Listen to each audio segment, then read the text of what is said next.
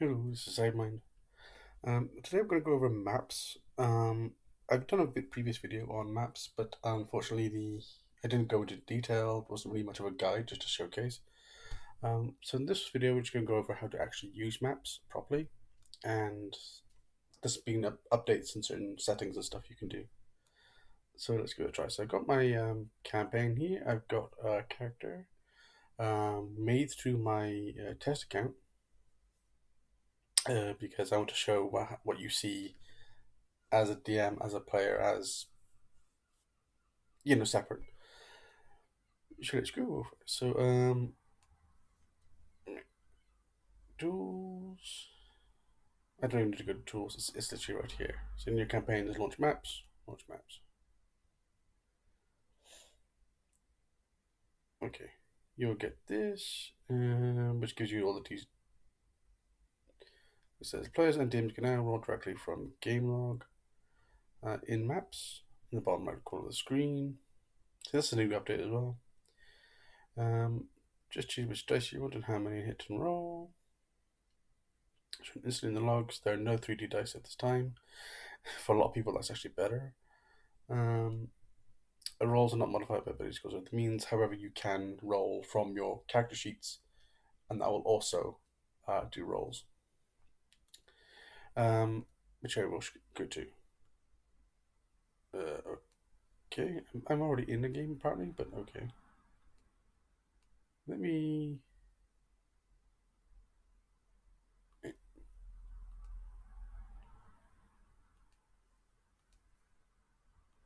Open my browser. A bit kind of weird because there shouldn't be anything.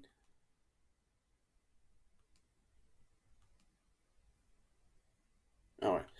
Because this is I've done previous testing in this before, that's why it's coming up. Normally what would happen is that you would see this right away if there's no other maps. So that's how it is. So you do get I will mention that there's no content sharing as of yet. So it is up to the DM of the campaign, whoever created the campaign, to have access to any purchased maps. However, you can upload maps. So if somebody else has the book, they can save the image separately, send it to the DM, who can then upload it into the maps. Bit awkward, but it's only mine, and I'll show you how to upload maps. So yeah, we'll go on to this. So you can add a map there, and now you can see the maps. That's just how you get maps in. So first of all, you've got the pan. This is just so that you can drag and move the map around. I have a text message because my phone has been going off with spam emails. Yeah, whatever. You got your Focal 4, which is here. So you got a brush, eraser, shapes. So also the brush is where you can just do whatever you want. Eraser is so that you can do the same, but you remove it. And then you got your shapes. Whereas it's I'm on brush. You can do this. Obviously, to use as DM, it's going to appear blue. It will appear black to the players. And this is just so that you can see what's behind it more easily. To the players, they won't be able to. And this chooses the size. So we go nice, really small. And of course, you've got different shapes. Well, you got two shapes. So you got that. Draw is pretty much as you expect. You got the pen icon where you can draw, erase, erases things. This is the size. And then you got the color. And then you got clear roll. But I'm going to put something on just because it's so you can see what the player sees. Overlays. Add a square overlay.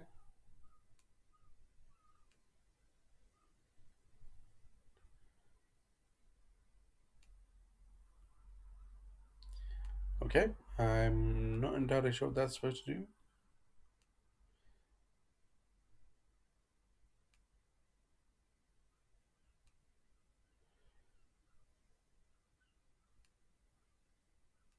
Ah, there we go. Right, okay. Seems to have taken a while.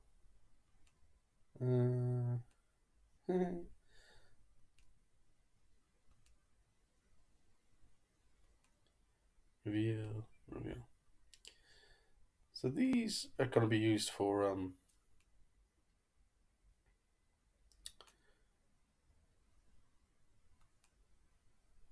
you just click and then it appears again.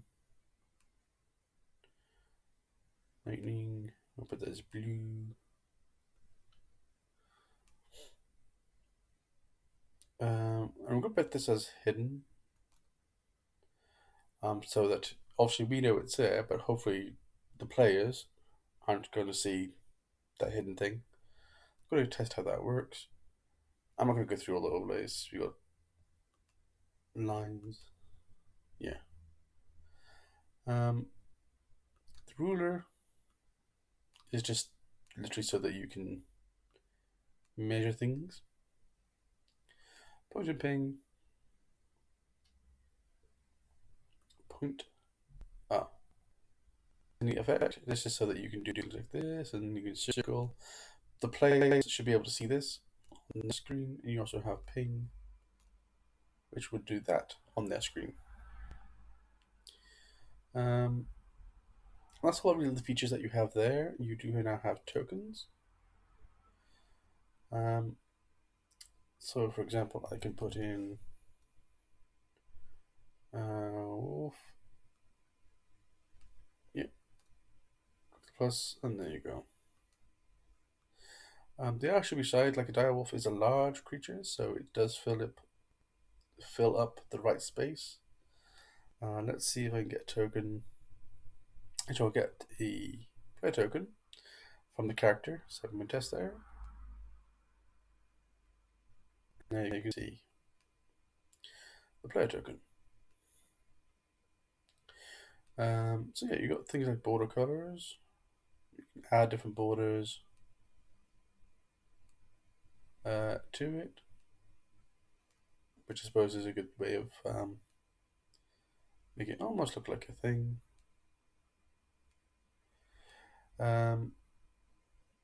Rename, so you could rename this as just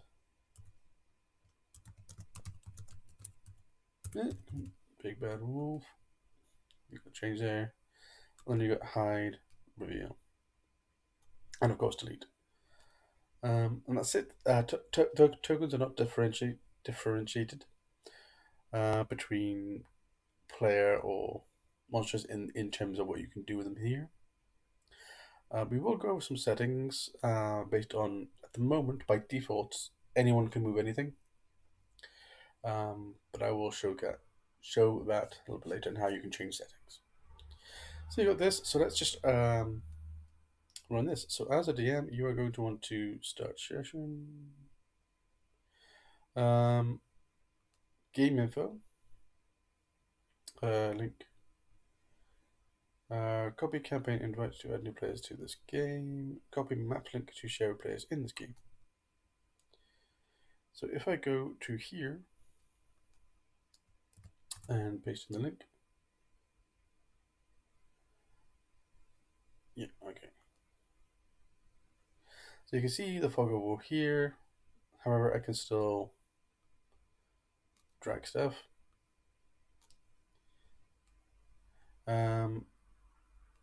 I should be able to draw stuff here. I can still do these things myself. So yeah, and I can add tokens. However, the DM. So yeah, Here we got game log and dice. I'll show that in a moment. Game info. So here we've got settings. Players can access and interact with monster tokens. We can turn that on or off.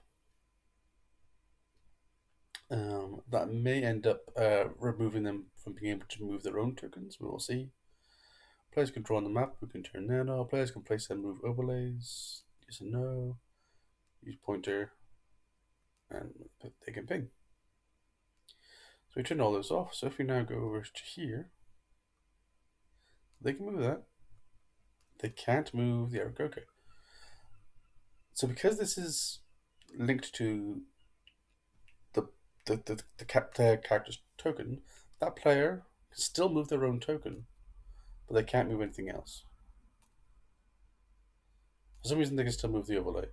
Why can they still move the overlay? Can place and move overlays.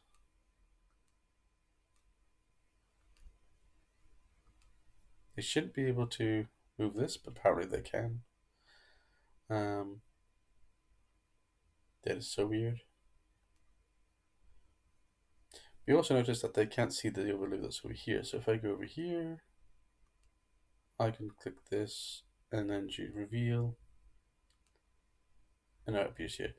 For some reason, they can still move overlays. I think this is a bug because the setting is off. They can't create new overlays because that has been a thing, but they can still move them, which doesn't really make sense. But there you go.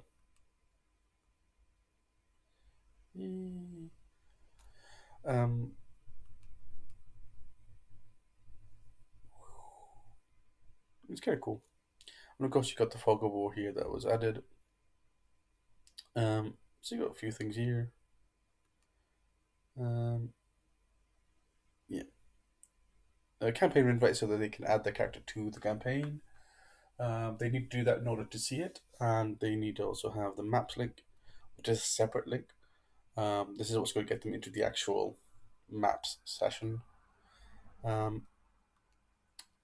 Speaking of sessions, the DM. So as a DM, you do have spectator view. I think the point of spectator view is so that you, as a DM, can see what the players see. So you have both the,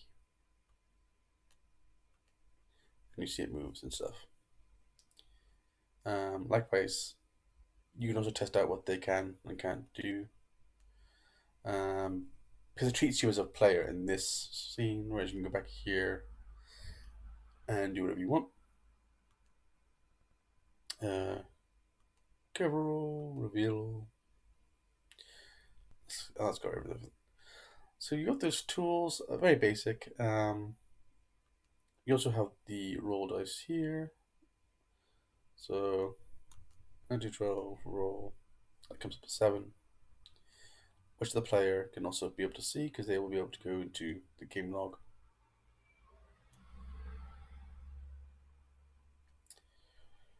Okay. At least that was what it's supposed to do.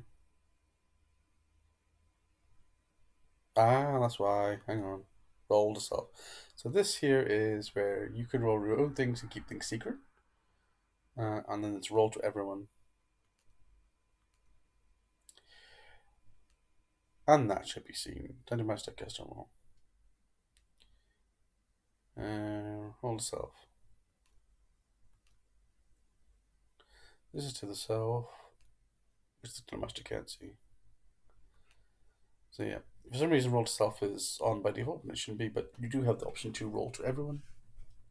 Also, we can go to the character sheet, which is going to take a moment to load. And then we can do something like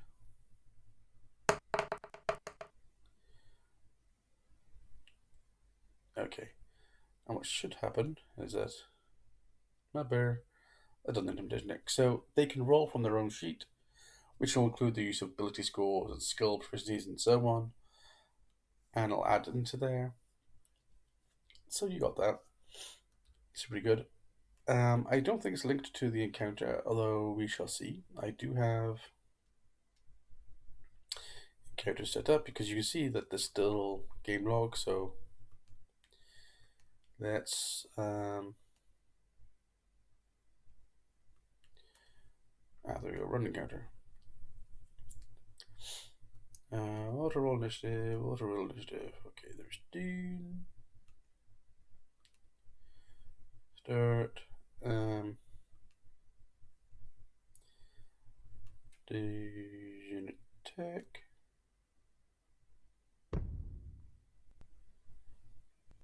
$15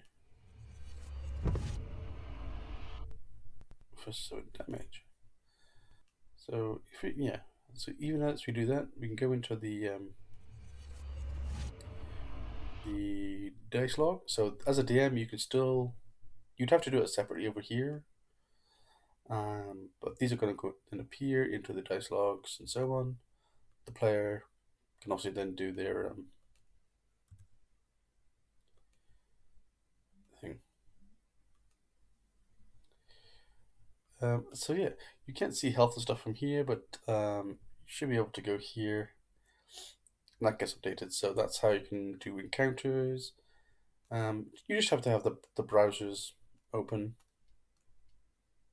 So there's that. So that all works fine. And I don't want to go on the phone. Here you got the option to pause session. Pausing the game session will hide your active map from players. So if we go back over here, the DM has paused game session. So you can still roll your dice, but the session is basically paused. Resume session. End session. There's not much difference between ending and whatever, but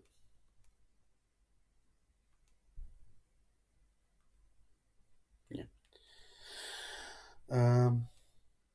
But you'd pause the session and stop to lock out the screen. This is a good way of being able to set up a map that you haven't prepared, because you never know what the player's going to do.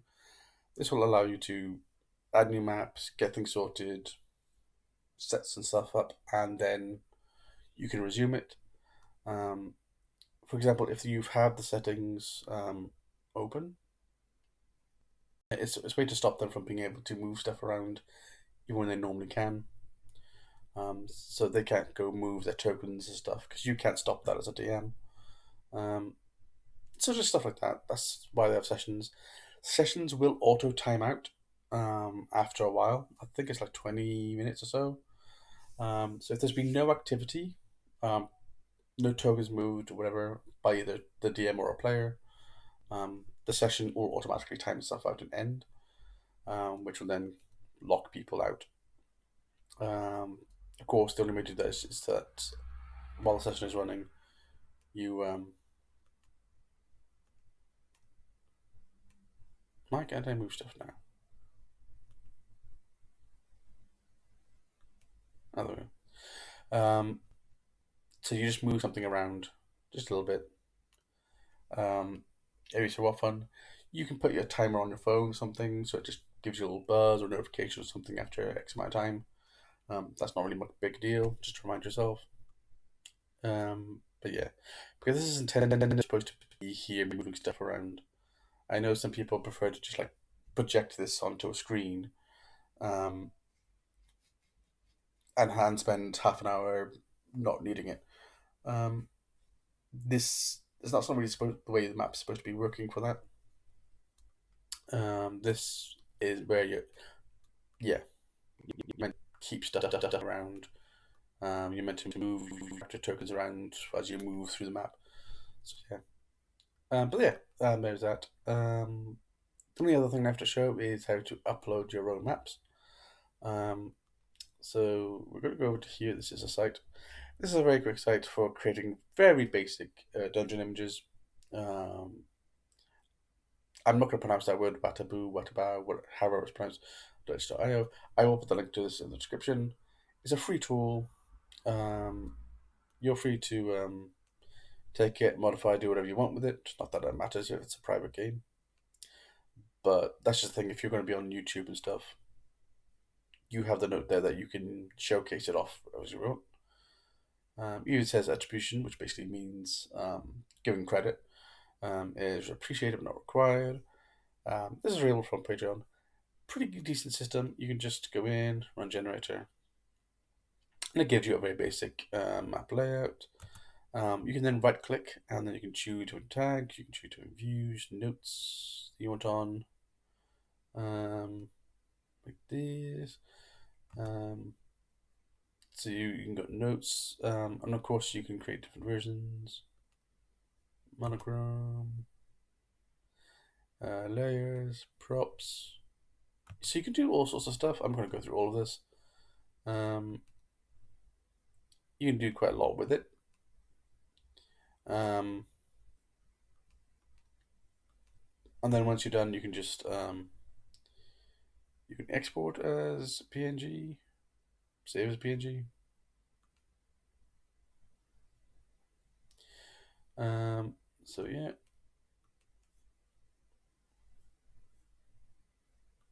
And then you got in downloads here. So if you go back to our session, go open the map browser. My uploaded maps. I've already done test ones before, but you can go to upload map. Put in your own name. I'm going to put in map test for ease. Click here.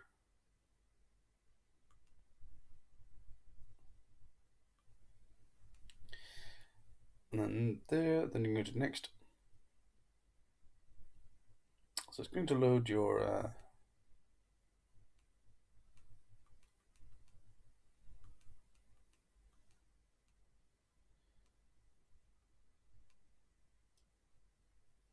it's supposed to load your map.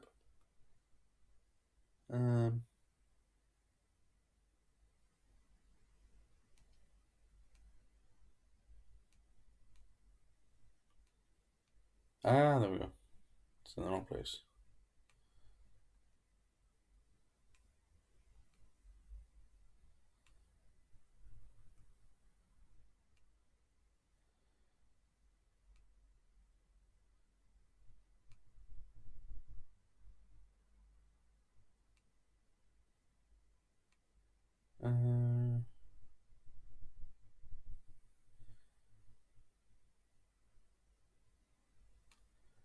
So there we go.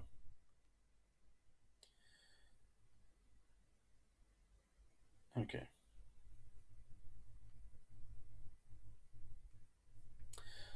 So now we can go to this one. Here are the maps, and then we can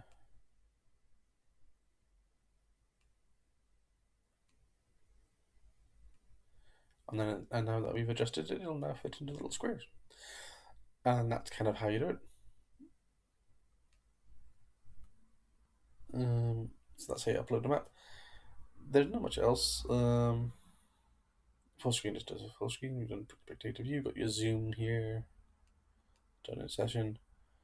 Game info. We can do that stuff, and then game log. That's it. That's all there is to the maps. It is a very simple feature, but it does everything you want. It's got overlays for fireballs and all that stuff. You got maps. You can upload your own from whatever service you want to use. It's pretty good. It doesn't have all the features and stuff of others, but it is nice and all integrated. The fact that you got your game log so very well integrated with your character sheets and encounters makes it easy for people to see the dice rolls and the maps. Players can still access their own characters while you can limit what they can do otherwise. So it's a decent feature. It's got everything you really need. The only thing that's an issue is that you do have to make sure there is some activity of some kind every 10, 15, 20 minutes, just so that it doesn't time out. But that's all there is to maps.